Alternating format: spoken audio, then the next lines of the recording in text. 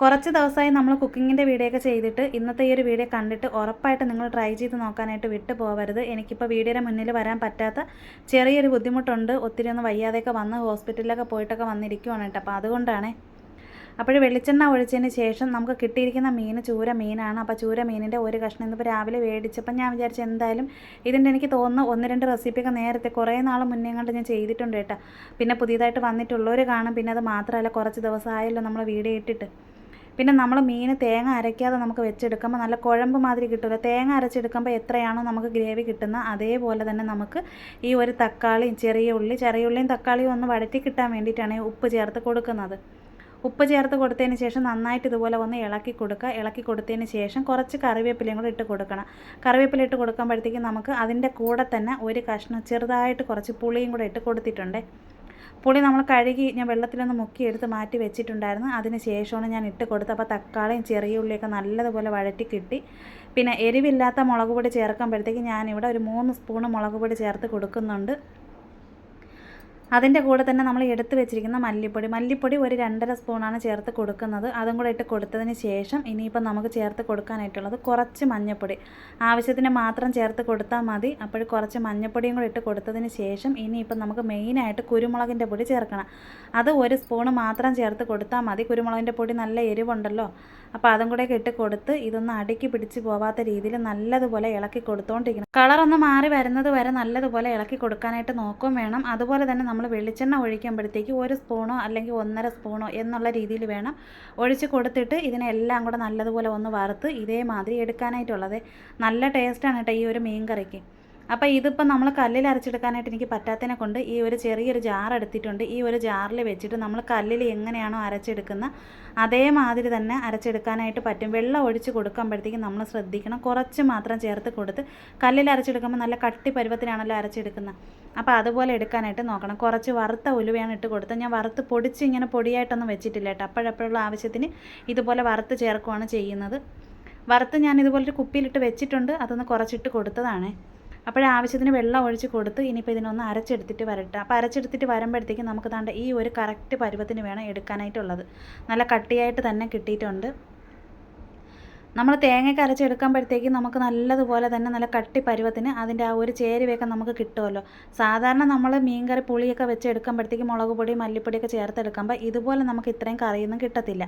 അപ്പോൾ ഇത് നമ്മൾ ഉള്ളിയും പിന്നെ തക്കാളി ഇതെല്ലാം കൂടെ ചേർത്ത് വറുത്തെടുത്ത് അരച്ചെടുത്തതിനെ കൊണ്ടാണ് ഇത്രയും നമുക്ക് ഈ ഒരു മസാല നമുക്ക് കിട്ടിയിരിക്കുന്നത്. അപ്പോൾ ആവശ്യത്തിന് വെള്ളം ഒഴിച്ച് കൊടുത്ത് ഇത്ര വെള്ളമല്ല നമുക്ക് എത്രയാണോ ഗ്രേവി വേണ്ടത് അതിനനുസരിച്ച് വേണം നമ്മൾ വെള്ളം ചേർത്ത് കൊടുക്കാനായിട്ടുള്ളത്. ഞാൻ ചോറ് നമ്മൾ വിറകടുപ്പിൽ വെച്ചിട്ടുണ്ട്. അകത്തുള്ള അടുപ്പിലാണ് വെച്ചിരിക്കുന്നത്. അപ്പോഴെനിക്ക് അതിലോട്ട് വെക്കാൻ പറ്റില്ല, ഒരടുപ്പല്ലേ ഉള്ളു. അപ്പോൾ അതുകൊണ്ട് ഈ ഒരു ഗ്യാസിലോട്ട് വെച്ച് നമുക്ക് കടുക് വറുത്തെടുക്കാൻ വേണ്ടിയിട്ട് കുറച്ച് വെളിച്ചെണ്ണ 1 സ്പൂൺ എന്നുള്ള രീതിയിൽ കുറച്ച് വെളിച്ചെണ്ണ ഒഴിച്ച് ചട്ടി ഒന്ന് ഇതുപോലെ ഒന്ന് ചുറ്റിച്ച് കൊടുക്കാനായിട്ട് നോക്കണേ. എന്നിട്ട് ഒരു കുറച്ച് മാത്രം മതി കടുകും. പിന്നെ അതിൻ്റെ കൂടെ കടുക് പൊട്ടിയതിന് ശേഷം വേണം കുറച്ച് ഉലുവയും കൂടെ ഇട്ട് കൊടുക്കാനായിട്ട്. ഉലുവ ഒന്ന് പൊട്ടി അതിൻ്റെ നിറമൊക്കെ ഒന്ന് മാറി വരുമ്പോൾ കറിവേപ്പില ഇട്ട് കൊടുത്ത് അതിൻ്റെ കൂടെ തന്നെ നീളത്തിന് കട്ട് ചെയ്ത് വെച്ചിരുന്ന ഇഞ്ചി ഇട്ട് കൊടുത്ത് ഇഞ്ചിയും പിന്നെ വെളുത്തുള്ളിയും നമ്മൾ ഒരേ അളവിൽ തന്നെ കട്ട് ചെയ്യാനായിട്ട് നോക്കണം. തീരെ കനം കുറച്ചാണ് കട്ട് ചെയ്തത്. പിന്നെ 2 വറ്റൽമുളക് ഉണക്കമുളക് ഇതുപോലെ ഉള്ളത് ഞാനിതുപോലെ കടുകൊക്കെ വറുത്തെടുത്ത് മീൻ കറിയൊക്കെ വയ്ക്കുമ്പോൾ അത് നമ്മൾ ഈ ഒരു പുളി വെച്ചെടുക്കുമല്ലോ.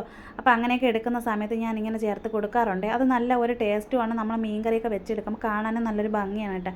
അപ്പോൾ അതിൻ്റെ കൂടെ നമ്മൾ അരച്ച് വെച്ചിരുന്ന ആ ഒരു മസാലക്കൂട്ടും കൂടെ ചേർത്ത് കൊടുത്ത് തവി കൊണ്ട് ഇതുപോലെ നന്നായിട്ട് ഇളക്കി കൊടുത്തുകൊണ്ടിരിക്കണം. ഇളക്കി കൊടുക്കണമെന്ന് വെച്ച് കഴിഞ്ഞാൽ നമുക്ക് അതിൻ്റെ ആ ഒരു പച്ച ചൊവ്വയും ചവർപ്പൊക്കെ ഒന്ന് മാറി കിട്ടും. നേരത്തെ നമ്മൾ വറുത്തിട്ട് തന്നെയാണ് ഇതിനെ ഒന്ന് അരച്ചൊക്കെ എടുത്തത് എങ്കിലും നമ്മൾ ഇതുപോലെ ഒന്ന് ചെയ്തെടുക്കാനായിട്ട് നോക്കണം.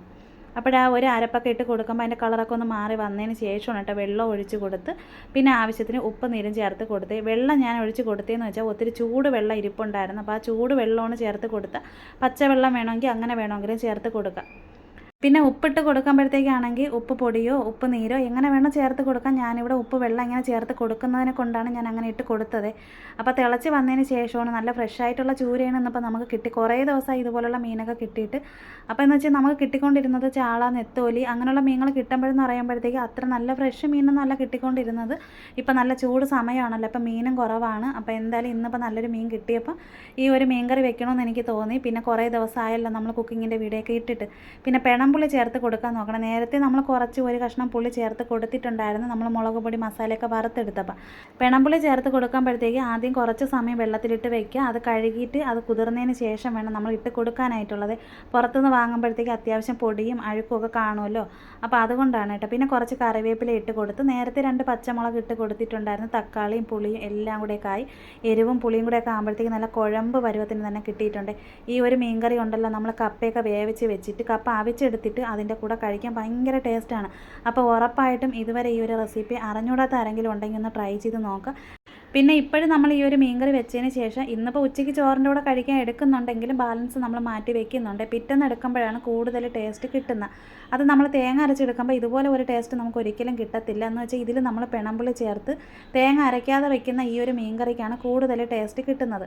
അപ്പോൾ ഇതുപോലെ വെച്ചിട്ടില്ലാത്തവർ വെച്ച് നോക്കുക. അതുപോലെ തന്നെ ഈ ഒരു മീൻകറി വെച്ചാൽ ഒരു 2-3 ദിവസമൊക്കെ നമുക്ക് വറ്റിച്ച് മൺചട്ടിയിൽ വെച്ചിട്ട് എടുക്കാനായിട്ട് പറ്റും.